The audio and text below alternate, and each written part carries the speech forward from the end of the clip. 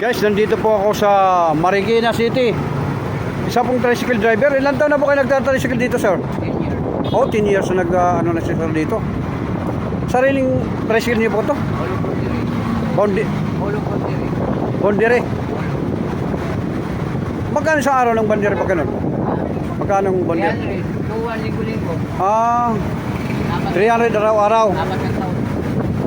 Ah, 300 araw-araw ang bondire. Yan po si sir. Santo Niño siya, yung ano niya, motor niya. 10 years na si sir ng bilang isang tricycle driver.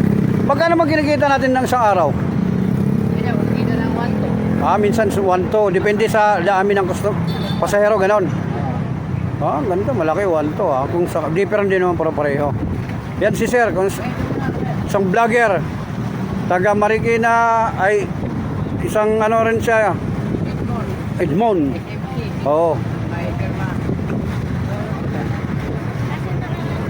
Yan po. Boss, malanday. Sakit lang. Mamaya. Bago daw tricycle ni tatay. Vlogger. Vlogger. Ayun po si sir, ang gustong sumakay, punta lang po kay Kuya Edmond. Kuya Edmond, yan po yung 10 years na bilang isang tricycle driver.